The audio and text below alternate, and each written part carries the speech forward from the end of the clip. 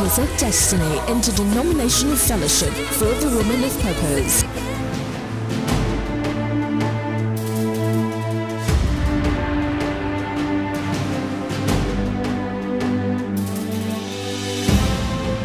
At DOD, lives are being transformed with the life-changing Word of God. Women are discipled as intercessors for the family and nations. Marriages are restored. There is healing for the body and the soul, and destinies are birthed.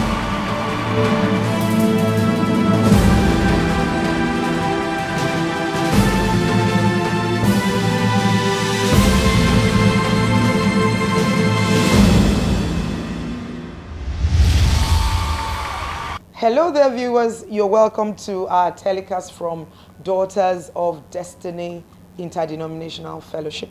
My name is Busola Jegede. Daughters of Destiny is an interdenominational fellowship for women with the vision of raising women as intercessors for the family and the nation. We have three core areas of ministry. We have the prayer ministry, and we raise women groups in different locations to pray for their families and their nations. Secondly, we have the prison ministry, and we make frequent visits to the female prison where we evangelize to the inmates, and thereafter when they're released, we empower them and repackage them to be able to reintegrate back to the society. Thirdly, we have the women empowerment arm of the ministry. We have set up the Destiny Business Institute, where we teach women skills and we help them to identify business opportunities, as well as make them better business women and effective managers of their businesses. We believe every woman should be able to turn her vision to a venture. In this broadcast, we'll be bringing you different expressions of our programs. We have the Mary Company, where we discuss issues as it affects us as women, and we prefer solutions on living godly lifestyles. We also bring preachings and teachings from our weekly and monthly meetings. Do sit back and enjoy this wonderful package, and I'll see you at the end of the program. God bless you. The Secret Place of the Most High for Women by Busola Jegede is a great devotional for every woman of purpose who aspires to be the best that God has made her to be. The book, The Secret Place of the Most High for Women, and the journal will guide every woman that desires to have an intimacy with God, help her discover her purpose, as well as give insight and godly guidelines to overcome the challenges she faces as a woman. Women can use The Secret Place of the Most High for group Bible study or individually for their daily devotion, especially with the journal. The Secret Place of the Most High for Women book and journal by Busola Jegede are must-haves for every woman. The best place is to be in the Secret Place of the Most High, so contact 0803-304-8311. Book available at Laterna Ventures Limited, 13 Okwawo Street, Victoria Island, Ife Bookshop, number 5 Owoduni Street, off Amore Street, off Toyin Street, Ikeja, The Hub Media Store, The Palms, Lekki, and other leading bookshops nationwide. Open up your heart, he's waiting for you. Hello viewers, you're welcome to the Mary Company from Daughters of Destiny Interdenominational Fellowship. My name is Busola Jegede, and as usual with me I've got these wonderful ladies who are here to talk about the matter of the day. And to my right, my far right, I've got the head of logistics at Daughters of Destiny, Vera Dibo. Vera, you're welcome. Thank you, Pastor. I'm happy to be here.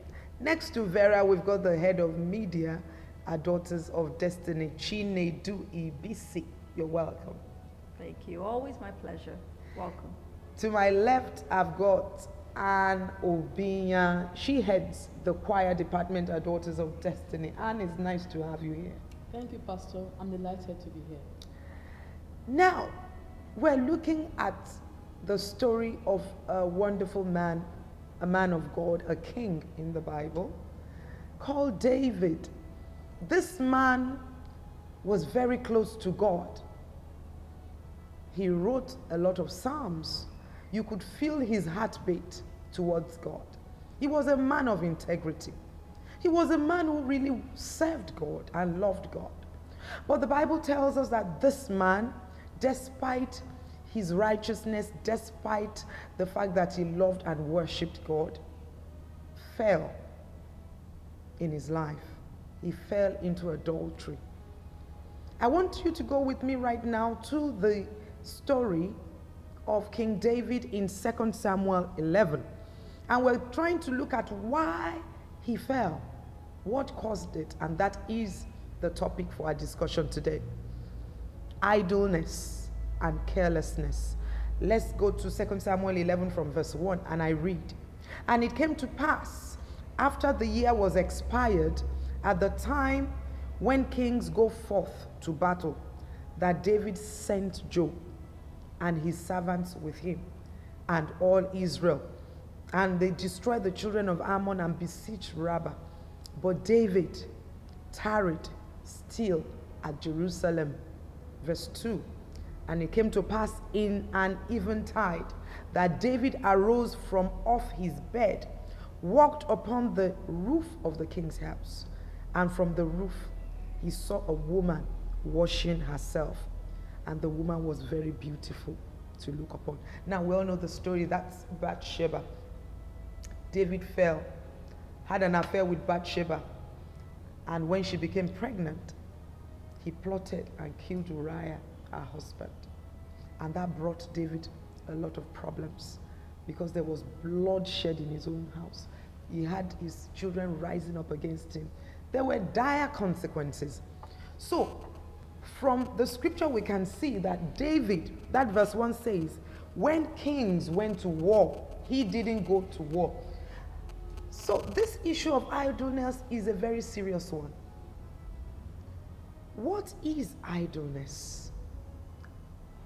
Vera, what is idleness? Idleness can easily be described as a state of inactivity. A time in your life when you are ineffective. Your time is not profitably utilized. And so you find out that you fall prey to a lot of negative things, or negative pressures. And there are various reasons why people can become idle, especially women. It could be as a result of relocation from one city to or another, from one country to another. While you are trying to find your feet, you might just become idle. And if care is not taken, you get into something you never planned to do, something negative. It could also be as a result of maybe you're out of job, or you are in between businesses.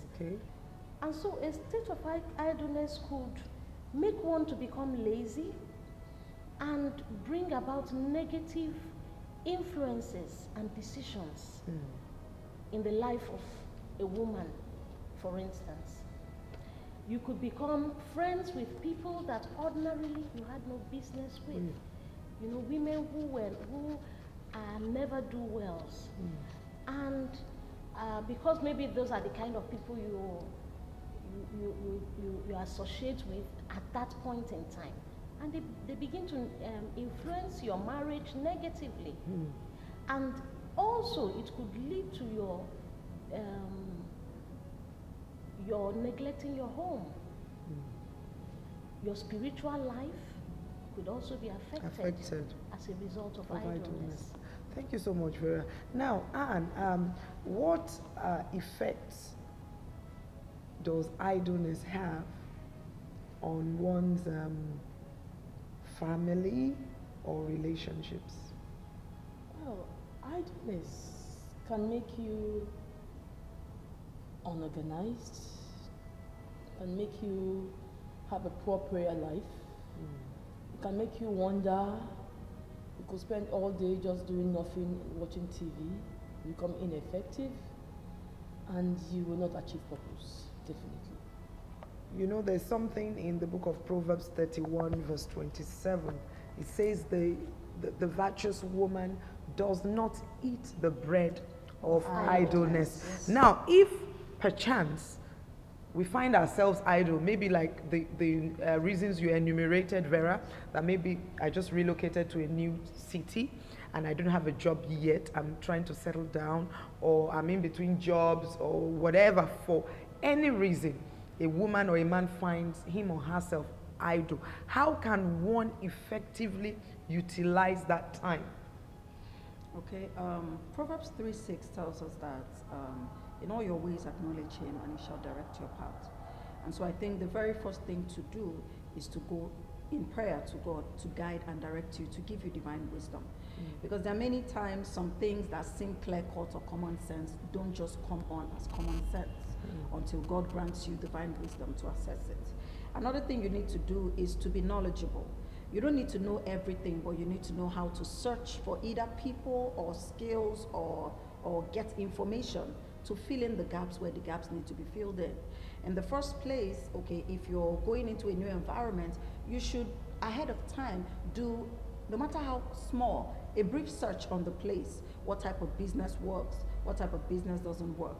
And I want to make the assumption that between you and your spouse, you would have had an understanding as to whether you'll be able to work. Because if you're going to work, how about taking care of the children as against paying for babysitting, especially if it's like in advanced countries. So a lot of it has to do with understanding yourself and then open communication. No one is perfect. And so there are times when we are tempted to be idle. I think that everybody on this table will say we have been guilty of it at one point in time of our lives. Yeah, and it doesn't really have to be a negative thing or a sin. It's just a condition or a situation we find ourselves. But the important thing I want us to note is that everything has a purpose. So even if you're idle, the times in my own life, before my last son was 5, I didn't really have a job or a business, because I decided, my husband and I decided I should take time off to raise the children because he had a very busy job. And I had to leave my career. I had to just be a sit-at-home mom, taking the children to school, coming back home. And it is important for us as women, when we're in such a situation, not to feel like a victim, as if, or have low self-esteem. And I just saw that period in my life as a time to grow inwards. Because if you do not grow inwards, you cannot grow outwards. And you need a lot of those quiet moments when you're with yourself, when you have your own self-talk. And so in the house, you know, the children have gone to school, I'm all by myself. I tell myself, when my last child is 5 years, I'm really going to zoom in on my business. And that was exactly what happened. And so that time you have in your hands is not wasted time. So you need to ask God, what is the purpose of this time? The season you are in. Yes, it could be a time for you to build up for what is about to happen in your life. So how can we as women begin to utilize these idle times we have in our, give us practical steps. For instance, a woman is at home between the time she drops her children in school and when she picks them up from school. What can she do? She's at home, she's not doing anything, you know. What can she do? I think the first thing she needs to do is understand that in life there are times and there are seasons. She also has to understand that everyone has been created with a purpose. So that purpose she must find out from God, especially if she is a Christian woman who prays. She has to locate her purpose in life and begin to envision and pray towards that, the achievement of that purpose. That is one. Then two, she has to locate a God-fearing assembly, either in the church and also in a fellowship, especially a women's fellowship. Where iron can sharpen iron. Where iron can sharpen iron. Very important. For instance, I had a situation like this in my life at some point when I relocated from Abuja to Lagos. For some time, the first 1 or 2 years, I couldn't find my feet here because I didn't understand the city anymore and I didn't have friends. But by the grace of God, I was able to locate Daughters of Destiny at a time when I really needed a place to pray and a place to redirect me. And so when I located Daughters of Destiny, I knew I was home. And from then, it has been a wonderful story. So what's your closing thought on this, Chinedu? Well, still talking about idleness, I think one thing comes key. The negative thing about being idle is it opens us to a lot of impulses that are negative. And I'd like to deduce something from the book, The Secret Place of the Most High. I'm reading from page 65. And it tells us, it says, idleness exposes us to wrong choices or decisions. The human mind always needs something to engage it, and if it is not a carefully thought out plan, then impulse and fleshly desires begin to rule or guide our choices or course of actions.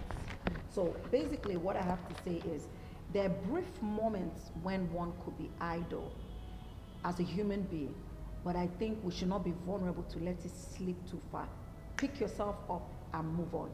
Women always have this thing about, I don't have enough time, I need to do this. Your idle time is also time to go back and do those things that there's a backlog so that you reduce it. Things in the home, things with your personal self, things with checking up on people. There's always a lot to do when you begin to think about it and you begin to structure yourself. I think that also helps us to avoid being idle. Very well said. We've come to the end of the first segment of this program. We're taking a short break right now. Don't go away. We'll be right back. I look to you. The Secret Place of the Most High for Women by Busola Jegede is a great devotional for every woman of purpose who aspires to be the best that God has made her to be. The book, The